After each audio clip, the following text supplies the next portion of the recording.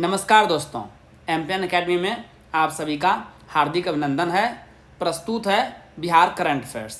दोस्तों, इस वीडियो में हम लोग मई 2024 महीने के बिहार करंट अफेयर्स से संबंधित 30 महत्वपूर्ण मल्टीपल चॉइस क्वेश्चंस को हिंदी और इंग्लिश दोनों भाषाओं में व्याख्या के साथ हल करेंगे। पहला प्रश्न है, हाल ही में किस आईआईटी को लागत प्रभावी इन्वर्टर के लिए पेटेंट प्रदान किया गया है? Recently which IIT has been granted a patent for its cost effective inverter? The right answer is option number A, IIT Patna ही बिहार में है। भारतीय प्रौद्योगिकी संस्थान पटना ने अपने हल्के, कॉम्पैक्ट और पोर्टेबल इन्वर्टर के लिए भारत सरकार से पेटेंट हासिल किया है, जो पोर्टेबल पावर तकनीक के क्षेत्र में एक महत्वपूर्ण सफलता का संकेत है। पेटेंट की गई तकनीक इन्वर्टर और यूपीएस जैसे पोर्टेबल पावर मॉड्यूल में भारत की आत्मनिर्भरता को बढ़ावा देने के लिए तैयार है। आप सभी जान रहे हैं कि पेटेंट 20 साल तक वैलिड रहता है। हाल ही में पटना चिड़ियाघर में निम्नलिखित में से कौन सा पक्षी देखा गया? महत्वपूर्ण पक्षी। Which of the following bird was recently spotted in Patna zoo? The right answer is option number A, Neelkanthi Machhariya. हिमालयी पक्षी ब्लू टेल्ड बी ईटर को पटना चिड़ियाघर में देखा गया। इन पक्षियों को नीलकंठी मछरिया के नाम से जाना जाता है। इसे अंतर्राष्ट्रीय प्रकृति संरक्षण संघ द्वारा कम चिंता वाली प्रजातियों में सूचीबद्ध किया गया है। बॉम्बे नेचुरल हिस्ट्री सोसाइटी के शासी निकाय सदस्य व पक्षी विशेषज्ञ अरविंद मिश्रा बताते हैं कि इस पक्षी को ठंड के मौसम में सुंदरवन भागलपुर क्षेत्र में भी देखा गया था। सेंट्रल बैंक की पूर्णतः महिला कर्मचारी शाखा कहाँ खोली गई है? Where is fully women staffed branch of Central Bank opened? The right answer is option number D, Gaya में। बिहार के गया में सेंट्रल बैंक ऑफ इंडिया के गया क्षेत्र के अंतर्गत सेंट्रल बैंक की पूरी तरह से महिलाओं द्वारा संचालित एएम कॉलेज शाखा का उद्घाटन किया गया। निम्नलिखित में से किसे भारत गौरव रत्न पुरस्कार से सम्मानित किया गया? Who among the following was awarded with the Bharat Gaurav Ratna award? The right answer is option number A, Pawan Kumar Darshan. शिक्षा एवं समाज कल्याण के क्षेत्र में उत्कृष्ट कार्य करने वाले राष्ट्रीय मानवाधिकार आयोग के कार्यकर्ता एवं पटना सिटी सेंट्रल स्कूल के निदेशक सह सचिव आचार्य पवन कुमार दर्शन को दिल्ली में आयोजित एक कार्यक्रम में भारत गौरव रत्न पुरस्कार से सम्मानित किया गया है। उत्तर बिहार विद्युत वितरण कंपनी ने मुजफ्फरपुर जिले में 7 नए विद्युत सब स्टेशन बनाने का निर्णय लिया है। बिहार राज्य विद्युत बोर्ड का गठन किस वर्ष किया गया था, ये आपको बताना है। North Bihar power distribution company has decided to build 7 new electrical power substation in Muzaffarpur district. In which year was Bihar state electricity board formed? The right answer is option number A, 1958। Bihar state power holding company limited, जिसे पहले Bihar state electricity board के नाम से जाना जाता था, भारत के बिहार राज्य में संचालित एक सरकारी स्वामित्व वाली बिजली विनियमन बोर्ड है। इसकी स्थापना 1958 में विद्युत आपूर्ति अधिनियम 1948 के तहत एक वैधानिक निगम के रूप में की गई थी। 28 मई 2024 को पटना में आयोजित उस कार्यक्रम का नाम क्या है जहां बिहारी व्यंजनों को बढ़ावा दिया गया? What is the name of the event which was organized on 28 May in Patna where Bihari cuisines were promoted? The right answer is option number C, पंगत। पंगत में देश के विभिन्न भागों से आए भोजन रसोइयों ने बिहार के व्यंजनों और इनकी विशेषताओं पर विस्तार से चर्चा की। इस दौरान व्यंजनों का आदान प्रदान पूरे देश को एकता के सूत्र में पिरोने में सहायक होता है। हर प्रांत की तरह बिहार में भी व्यंजनों की अपनी एक अलग ही श्रृंखला है। आप कमेंट बॉक्स में लिखिए कि ये जो खाजा आप देख रहे हैं ये बिहार के किस जिले में उत्पाद होता है जिसे जीआई टैग भी प्रदान किया गया है। यदि आप 70वीं बीपीएससी के लिए करंट अफेयर्स का पीडीएफ प्राप्त करना चाहते हैं तो इसके बारे में जानकारी यहाँ दी जा रही है। लेकिन आइए इससे पहले जानते हैं कि एमपीएन एकेडमी ऐप ही क्यों, क्योंकि हमने करके दिखाया है।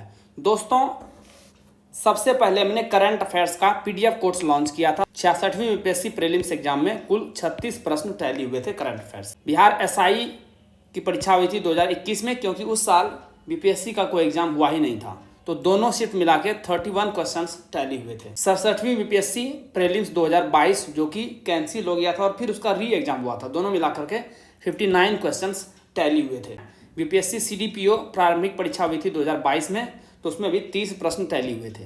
तो आपने देखा कि on an average 30 questions tally हो रहे हैं करंट अफेयर्स से सिर्फ। उसके बाद 2023 में हमने diamond static GK test series course launch किया करंट अफेयर्स के अलावे। तो परफॉर्मेंस 30 से बढ़ करके ऑलमोस्ट 45 हो गया है 68वीं और 69वीं में। तो आपने देखा 4 साल 6 exam, consistency at its best.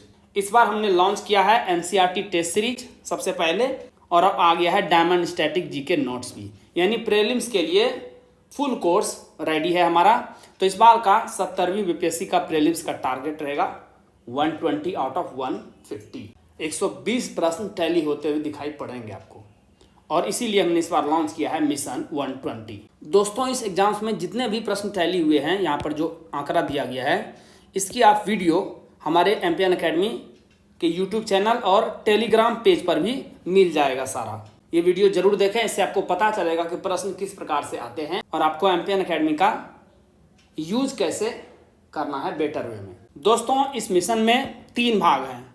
सबसे पहले करंट अफेयर्स का पीडीएफ, जो कि सबसे पहले कोर्स लॉन्च हुआ था, वो अभी भी चल रहा है। उसके बाद है डायमंड स्टैटिक जीके नोट्स, यानी डीएसजी नोट्स, स्टैटिक पोर्शन का कंप्लीट कवरेज, और टेस्ट सीरीज। 2 प्रकार के हैं, एनसीईआरटी टेस्ट सीरीज और diamond static GK test series. तो यदि आप तीनों कवर करते हैं तो हमारा सब मिलाकर के होता है मिशन 120, यानी एक ही लक्ष्य है 70वीं बीपीएससी प्रीलिम्स एग्जाम में 150 में से 120 प्रश्न टैली कराना। सबसे पहले करंट अफेयर्स। साल भर के करंट अफेयर्स को आप, यानी 1 ईयर ऑफ करंट अफेयर्स का सिस्टमेटिक रिवीजन कर सकते हैं केवल 18 घंटों में। आइए अब बात करते हैं newly launched diamond static GK notes की। सब्जेक्ट वाइज पीडीएफ नोट्स आपको मिलेंगे दोस्तों। और ये क्या है पीडीएफ नोट्स? इस पीडीएफ नोट्स में दोस्तों आपको एनसीईआरटी और स्टैंडर्ड बुक्स दोनों को मिला करके एक निचोड़ प्रस्तुत किया गया है। फैक्ट्स तो सारे मिलेंगे ही मिलेंगे, कंसेप्ट भी मिलेंगे। इसमें diagram, flow chart, pictures, tables और वन लाइनर्स सबका बेहतरीन आपको इस्तेमाल दिखेगा। आपको अलग से कोई भी नोट्स बनाने की जरूरत नहीं है। इसे आप स्टडी कीजिए और फास्ट टाइम में इसका रिवीजन कीजिए, है ना कमाल। इस प्रकार का कंटेंट आपको मार्केट में और ऑनलाइन कहीं भी उपलब्ध नहीं मिलेगा।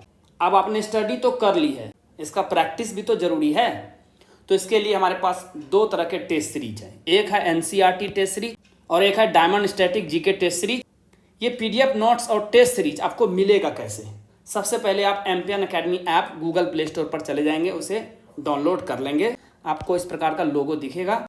ओटीपी डाल करके स्टोर सेक्शन में चले आएंगे, वहाँ पर जा कर के आप कोर्स चुनिए। जैसे ही कोर्स पर क्लिक करेंगे, वहाँ पर नीचे आपको दिखेगा आई एम इंटरेस्टेड का एक बटन। वहाँ जैसे ही क्लिक करेंगे तो आपको पेमेंट का लिंक उपलब्ध हो जाएगा आपके मैसेज में, और व्हाट्सएप पर भी लिंक आ जाएगा। वहाँ पर जाके शुल्क का भुगतान कर दीजिए। एमपीएन एकेडमी ऐप के कंटेंट सेक्शन में आपको कोर्स उपलब्ध हो जाएगा। प्रो कबड्डी लीग की तर्ज पर बिहार में पहली बार महिला कबड्डी का आयोजन किया जाएगा। इसका आयोजन कब होगा? On the lines of pro kabaddi league, women's kabaddi will be organized for the first time in Bihar. When will it be organized? The right answer is option number A, 10 से 16 जून। बिहार राज्य खेल प्राधिकरण के पाटलिपुत्र स्पोर्ट्स कॉम्प्लेक्स कंकरबाग पटना के indoor stadium में 10 जून से पहली महिला कबड्डी लीग, बिहार महिला कबड्डी लीग 2024 का आयोजन किया जा रहा है। 10 से 16 जून तक पटना के पाटलिपुत्र स्पोर्ट्स कॉम्प्लेक्स में 6 टीमों की लड़कियां 7 दिनों तक पूरे जोश और उत्साह से भरपूर बिहार की बेटियों की क्षमता और प्रतिभा के रोमांचक प्रदर्शन का गवाह बनेंगी। हाल ही में the Lancet regional health south east Asia journal में प्रकाशित एक शोध के अनुसार बिहार में महिलाओं के खिलाफ भावनात्मक हिंसा में 4.16% की कमी आई है। बिहार में शराब पर पूर्ण प्रतिबंध कब लागू किया गया था, यह बताना है। According to a research published recently in the Lancet Regional Health Southeast Asia journal, there has been a 4.16% reduction in emotional violence against women in Bihar. When was the total ban on liquor implemented in Bihar? The right answer is option number B, 5 अप्रैल 2016। विधानसभा में पारित होने के बाद 5 अप्रैल 2016 से बिहार में पूर्ण शराबबंदी कानून लागू हो गया, और यही वजह है कि महिलाओं के खिलाफ बिहार में हिंसा कम हुई है। रंगकर्मी प्रसाद रत्नेश्वर को रंगमंच अभिनय में उनके उत्कृष्ट योगदान के लिए नटराज कला सम्मान 2024 से सम्मानित किया गया है। वह किस जिले से हैं? रंगकर्मी Prasad Ratneshwar has been awarded the Natraj Kala Samman 2024 for his outstanding contribution to theatre acting. He belongs to which district? The right answer is option number D, East Champaran, पूर्वी चंपारण। भारत सरकार के संस्कृति मंत्रालय के भारतीय सांस्कृतिक संबंध परिषद और बिहार सरकार के कला संस्कृति एवं युवा विभाग के सहयोग से पटना के प्रेमचंद रंगशाला में 23 से 25 मई तक 14वां नटराज उत्सव कार्यक्रम आयोजित किया गया। यहाँ पूर्वी चंपारण के प्रसाद रत्नेश्वर को नाट्य अभिनय श्रेणी में उत्कृष्ट योगदान के लिए नटराज कला सम्मान 2024 से सम्मानित किया गया है। 3 दिवसीय राष्ट्रीय कालाजार उन्मूलन कार्यक्रम की समीक्षा बैठक में बिहार मॉडल की खूब सराहना की गई। यह कार्यक्रम कहाँ आयोजित किया गया? The Bihar model was highly appreciated in the review meeting of the 3-day national kala-azar eradication programme. Where was it organised? The right answer is option number A, Ranchi, Jharkhand में।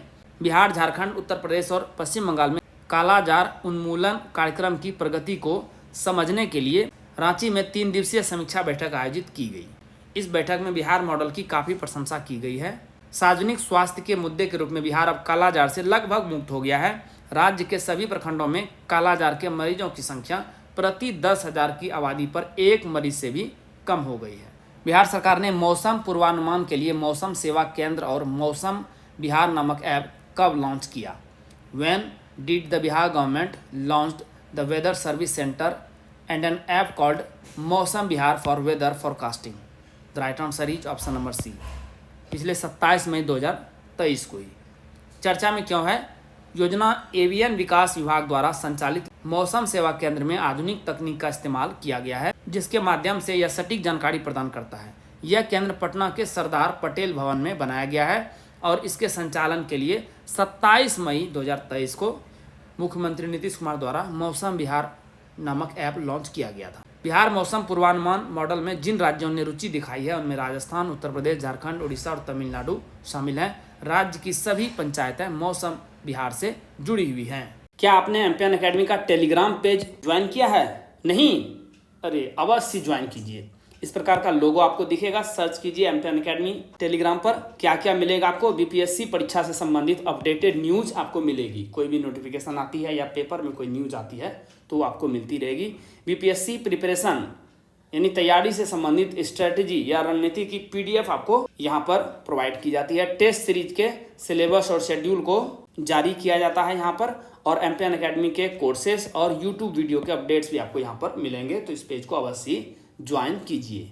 आर्यभट्ट ज्ञान विश्वविद्यालय के कुलपति प्रोफेसर शरद कुमार यादव द्वारा लॉन्च किए गए बिहार के पहले ह्यूमनॉइड रोबोट का नाम निम्नलिखित में से क्या है? What is the name of Bihar first humanoid robot launched by professor Sharad Kumar Yadav, VC of Aryabhatta knowledge university? The right answer is option number D, Sumedh. Aryabhatta ज्ञान विश्वविद्यालय ने सीमेज के छात्रों द्वारा विकसित पहले ह्यूमनॉइड रोबोट का उद्घाटन किया है। एआई से लैस सुमेध नामक ह्यूमनॉइड रोबोट बिहार का पहला ह्यूमनॉइड रोबोट है। एआई और मशीन लर्निंग क्षमताओं से लैस है और अपने डेटाबेस और ऑनलाइन संसाधनों के आधार पर लोगों द्वारा पूछे गए सवालों का जवाब दे सकता है। 1 मई 2024 को पटना बिहार के प्रसिद्ध सर्जन डॉक्टर नरेंद्र प्रसाद का निधन हो गया। उन्हें किस वर्ष पद्मश्री से सम्मानित किया गया था? On May 1, 2024 famous surgeon of Patna Bihar doctor Narendra Prasad passed away. In which year was he honoured with Padma Shri? The right answer is option number A, 2015 में। नरेंद्र प्रसाद एक भारतीय सर्जन थे जो पटना मेडिकल कॉलेज एवं अस्पताल में सर्जरी विभाग के पूर्व प्रमुख एवं association of surgeons of India Bihar chapter के पूर्व अध्यक्ष थे। भारत सरकार ने चिकित्सा के क्षेत्र में इनके योगदान के लिए 2015 में इन्हें चौथे सर्वोच्च भारतीय नागरिक पुरस्कार पद्मश्री से सम्मानित किया था। Bihar state power building company limited की हालिया रिपोर्ट के अनुसार कौन सा राज्य स्मार्ट प्रीपेड मीटर इंस्टॉल करने में अव्वल है? According to the recent report of Bihar state power building company limited, which state is leading in installing smart prepaid meters? सही जवाब है ऑप्शन नंबर ए, बिहार। ताज़ा रिपोर्ट के अनुसार अब तक कुल 32 लाख से अधिक स्मार्ट प्रीपेड मीटर लगाए जा चुके हैं, जिसका उद्देश्य बिजली चोरी रोकना, मीटर रीडिंग और अन्य तकनीकी खामियों को दूर करना है। राज्य सरकार का लक्ष्य 2025 तक स्मार्ट प्रीपेड मीटर लगाने का काम पूरा करना है। बिहार का सबसे बड़ा सौर ऊर्जा संयंत्र बिहार के किस जिले में चालू किया गया है? Bihar's largest solar power plant was commissioned in which district of Bihar? The right answer is option number B, Banka.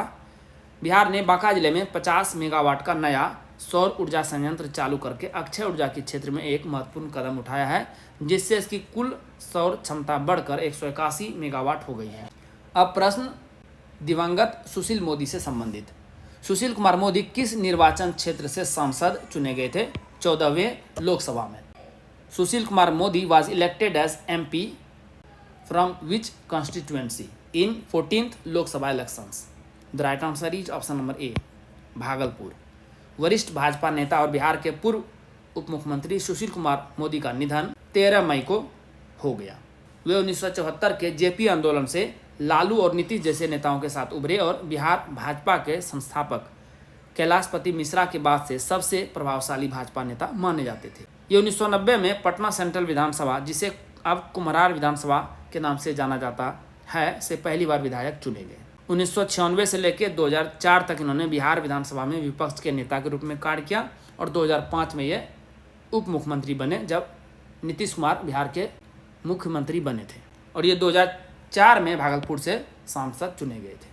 निम्नलिखित में से किसने लालू प्रसाद यादव पर पुस्तक लालू लीला लिखी है? Who among the following wrote the book Lalu Leela on Lalu Prasad Yadav? The right answer is option number D, Sushil Kumar Modi. 2005 में ये बिहार के 5वें उप मुख्यमंत्री बने थे और बिहार विधान परिषद से चुने गए थे। ये 2 कार्यकालों में 11 वर्षों से अधिक समय तक बिहार के उप मुख्यमंत्री रहे। इन्होंने अन्य विभागों के साथ साथ वित्त विभाग भी संभाला और जुलाई 2011 में महत्वपूर्ण उपलब्धि थी। पश्चिम बंगाल के पूर्व वित्त मंत्री असीम दासगुप्ता के स्थान पर इन्हें GST पर राज्य वित्त मंत्रियों की अधिकार प्राप्त समिति के अध्यक्ष के रूप में चुना गया था। आयुष्मान भारत प्रधानमंत्री जन आरोग्य योजना के अंतर्गत सबसे कम आयुष्मान कार्ड बनाने में कौन सा जिला अंतिम स्थान पर रहा? अंडर आयुष्मान भारत प्रधानमंत्री Jan Arogya Yojana which district secured the last position in making list number of Ayushman cards? The right answer is option number D, Sheikhpura का प्रदर्शन सबसे खराब रहा है। आयुष्मान भारत प्रधानमंत्री जन आरोग्य योजना के तहत बिहार में अब तक 2,87,00,000 कार्ड बनाए जा चुके हैं। कार्ड बनाने में पटना जिला सबसे आगे है, जबकि शेखपुरा सबसे पीछे है। पटना में 16,28,000 आयुष्मान कार्ड बनाए जा चुके हैं। राष्ट्रीय दिव्यांग T20 क्रिकेट टूर्नामेंट में बिहार टीम ने कौन सा स्थान प्राप्त किया? Which position did Bihar team secured in the national divyang T20 cricket tournament? The right answer is option number C, चौथा स्थान। राष्ट्रीय दिव्यांग T20 क्रिकेट टूर्नामेंट में बिहार की टीम ने चौथा स्थान प्राप्त किया है। टूर्नामेंट का आयोजन दिव्यांग cricket control board of India और महाराष्ट्र दिव्यांग क्रिकेट एसोसिएशन द्वारा किया गया था। बिहार के बोधगया में 25 दिनों के लिए विशेष योगाभ्यास कार्यक्रम कब शुरू हुआ? When was the special yoga practice programme started in Bodhgaya Bihar for 25 days? The right answer is option number A, 27 May 2024। 10वें अंतर्राष्ट्रीय योग दिवस से पहले नई दिल्ली स्थित मोरारजी देसाई राष्ट्रीय योग संस्थान और आयुष मंत्रालय बिहार के बोधगया में एक विशेष योगाभ्यास कार्यक्रम आयोजित किया जा रहा है। इस कार्यक्रम के दौरान लोगों को योग करने का सही तरीका और इसके अभ्यास से जुड़े नियमों तथा इस प्राचीन भारतीय परंपरा के अनेक लाभों के बारे में जानकारी दी जा रही है। यह कार्यक्रम 25 दिनों तक चलेगा, 21 जून तक। बॉबी कुमार को आगामी विश्व कप प्रतियोगिता के लिए भारत सेपक टकरा टीम में चुना गया है। वह किस जिले से हैं? Bobby Kumar has been selected in the Indian sepak takraw team for the upcoming world cup event. He belongs to which district? The right answer is option number B, Patna. Patna के बॉबी कुमार को आगामी विश्व कप प्रतियोगिता के लिए भारतीय सेपक टकराव टीम में चुना गया है। अंतर्राष्ट्रीय सेपक टकराव महासंघ विश्व कप 16 मई से 26 मई तक मलेशिया के कुआलालंपुर में आयोजित किया गया। सेपक टकराव को बुका बॉल, किक वॉलीबॉल या फुट वॉलीबॉल भी कहा जाता है। कौन सा कॉलेज नाक द्वारा A++ ग्रेडिंग पाने वाला बिहार का पहला कॉलेज बन गया है? Which college has become the first college in Bihar to get A++ grading by NAAC? The right answer is option number D, Patna women's college. Patna women's college NAAC द्वारा A++ grading वाला पहला कॉलेज बना है बिहार का। इससे पहले AN कॉलेज ऑफ कॉमर्स ने A+ और A ग्रेड प्राप्त किए थे। कॉलेज ने नाक मूल्यांकन में इसे 3.51 का समग्र CGPA प्रदान किया। सपना सिन्हा ने अपने मस्तिष्क और संज्ञानात्मक विकास अनुसंधान के लिए फोर्ब्स 30 अंडर एशिया सूची में मान्यता प्राप्त की है। वह किस जिले से संबंधित हैं? Sapna Sinha earned recognition on Forbes 30 under 30 Asia list for her brain and cognitive science research. She belongs to which district? यहाँ सी होगा। The right answer is option number A, Muzaffarpur. Bihar के मुजफ्फरपुर की मूल निवासी और MIT की प्रोफेसर सपना सिन्हा ने मस्तिष्क और संज्ञानात्मक विज्ञान अनुसंधान के लिए फोर्ब्स 30 अंडर 30 एशिया सूची में पहचान बनाई है। इनके पास ऑक्सफोर्ड विश्वविद्यालय से PhD की डिग्री है और नैनो मटेरियल्स में विशेषज्ञता है। बिहार सरकार ने 9 जिलों में बेबी कॉर्न उत्पाद को बढ़ावा देने के लिए एक कार्यक्रम शुरू किया है। इसमें कौन सा जिला शामिल नहीं है? The government of Bihar state has initiated a programme to promote baby corn production across 9 districts. Which district is not included in this? The right answer is option number C. Banka include नहीं किया गया है। बिहार सरकार ने 9 जिलों में बेबी कॉर्न उत्पादन को बढ़ावा देने के लिए कार्यक्रम शुरू किया है। पटना, नालंदा, गया, वैशाली, समस्तीपुर, बेगूसराय, भागलपुर, पूर्णिया, किशनगंज, इन 9 जिलों में बेबी कॉर्न की खेती पर ध्यान दिया जाएगा। एक इजरायली कंपनी बिहार के किस जिले में शाही लीची को संरक्षित करने के लिए प्रौद्योगिकी लागू करने के लिए तैयार है? An Israeli company is set to implement technology to preserve Shahi litchi in which district of Bihar? The right answer is option number B, Muzaffarpur. आप सभी जान रहे हैं शाही लीची को GI टैग मिला है। मुजफ्फरपुर जिले में इसका उत्पादन किया जाता है। इजराइल की एक कंपनी शाही लीची को 4 दिनों तक सुरक्षित रखने की तकनीक लागू करने जा रही है। इससे लीची की लालिमा और मिठास बरकरार रहेगी। इजरायली कंपनी मुजफ्फरपुर के कांटी और बंदरा ब्लॉक में प्लांट लगाएगी। मौजूदा तापमान पर लीची को ताज़ा रखने के लिए किसानों को 11,000 रुपये में मशीनें मुहैया कराई जाएंगी। डेयरी उद्योग को मजबूत करने के लिए बिहार सरकार द्वारा कितना अनुदान प्रदान किया जाएगा? How much grant will be provided by government of Bihar to strengthen the dairy industry? The right answer is option number A, 27.65 billion. Bihar सरकार द्वारा डेयरी उद्योग को मजबूत करने के लिए 27.65 बिलियन रुपये का अनुदान दिया जाएगा। इस धनराशि का उपयोग नए डेयरी फार्म और दूध संग्रह केंद्र खोलने, पशु पोषण, दूध विपणन और दूध प्रसंस्करण इकाइयों के लिए किया जाएगा। राष्ट्रीय स्तरीय कौशल प्रतियोगिता 2023-24 में बिहार ने कितने स्वर्ण पदक जीते? How many gold medals did Bihar won in the national level skill competition 23-24? The right answer is option number C, 3। Delhi में आयोजित राष्ट्रीय स्तर की कौशल प्रतियोगिता इंडिया स्किल्स 2023-24 में बिहार के अमित कुमार, राजेश शर्मा और गौतम गिरी ने स्वर्ण पदक जीतकर राज्य का नाम रोशन किया। तीनों विजेता अब लियोन में होने वाले वर्ल्ड स्किल्स इवेंट में बिहार का प्रतिनिधित्व करेंगे। बिहार द्वारा कुल 7 पदक जीते गए हैं, जिसमें से 3 स्वर्ण, 1 रजत और 3 कांस्य पदक। किस राज्य के साथ बेहतर संपर्क के लिए एक नया राजमार्ग बक्सर वाराणसी NH319A का निर्माण किया जाएगा? A new highway Buxar Varanasi NH319A will be constructed for better connectivity with which state? The right answer is option number B, Uttar Pradesh. ये ट्वीट देखिए नितिन गडकरी का, इससे संबंधित उत्तर प्रदेश से बेहतर कनेक्टिविटी के लिए बक्सर वाराणसी नया राजमार्ग बनाया जाएगा। इसके तहत मोहनिया रामगढ़ चौसा के बीच 45 किलोमीटर नव घोषित NH319A सड़क को बक्सर और वाराणसी के बीच वैकल्पिक सड़क के रूप में विकसित किया जाएगा। इसकी आंशिक स्वीकृति केंद्रीय सड़क परिवहन और राजमार्ग मंत्रालय ने वर्ष 2022 में दी थी। लागत आएगी 1,000 करोड़ से थोड़ा सा अधिक। Gorakhpur Siliguri green field expressway Bihar का पहला 6 और 8 लेन वाला एक्सप्रेसवे होगा। यह बिहार के किस जिले से नहीं गुजरेगा? Gorakhpur Siliguri greenfield expressway will be Bihar's first expressway with 6 and 8 lanes. It will not pass through which district of Bihar? The right answer is option number ए, ये बांका से होकर नहीं गुजरेगा। बिहार ने 5 आगामी एक्सप्रेसवे के विकास की योजना बनाई है। इनमें से गोरखपुर सिलीगुड़ी ग्रीनफील्ड एक्सप्रेसवे का निर्माण कार्य 3 राज्यों उत्तर प्रदेश, बिहार और पश्चिम बंगाल के लिए सड़क संपर्क बढ़ाने के उद्देश्य से शुरू किया गया है। यह बिहार का पहला 6 और 8 लेन वाला एक्सप्रेसवे होगा। लगभग 416 किलोमीटर लंबा यह मार्ग बिहार के 8 जिलों से होकर गुजरेगा। इन जिलों में कौन कौन से नाम है? पश्चिमी चंपारण, पूर्वी चंपारण, शिवहर, सीतामढ़ी, मधुबनी, सुपौल, अररिया और किशनगंज। दोस्तों जैसा कि बताया गया है, इस वीडियो लेक्चर का PDF आपको हिंदी और इंग्लिश दोनों भाषाओं में अलग अलग फुल डिस्क्रिप्शन के साथ एम्पियन अकेडमी ऐप पर मिलेगा। दोस्तों इन PDF के सहारे आप इस वीडियो लेक्चर को आसानी से 5 से 6 मिनट में रिवाइज कर पाएंगे, जिससे आपका बहुत सारा समय बचेगा, जिसे आप स्टैटिक पोर्शन पर खर्च कर सकते हैं और अपने टाइम को बेटर मैनेज कर सकते हैं। ऐप का लिंक आपको इस वीडियो के डिस्क्रिप्शन बॉक्स और पिन्ड कमेंट सेक्शन में मिल जाएगा। चलिए अंतिम प्रश्न को हल करते हैं। बिहार राज्य के हरित आवरण और पर्यावरण संतुलन को बढ़ाने के लिए किस वर्ष तक 5 करोड़ पौधे लगाए जाएंगे? To enhance the Bihar state's green cover and environmental balance 5 crore saplings will be planted by which year? The right answer is option number A 2025। राज्य के हरित आवरण और पर्यावरण संतुलन को बढ़ाने के लिए मार्च 2025 तक 5 करोड़ पौधे लगाए जाएंगे। पर्यावरण, वन और जलवायु परिवर्तन विभाग पौधारोपण प्रयासों का नेतृत्व करेगा। वर्तमान में राज्य का हरित आवरण लगभग 16% है। राज्य के चौथे कृषि रोड मैप जो कि 2023 से 2028 तक इम्प्लीमेंट किया जा रहा है, लक्ष्य अगले 4 वर्षों तक सालाना 5 करोड़ पौधे लगाना है।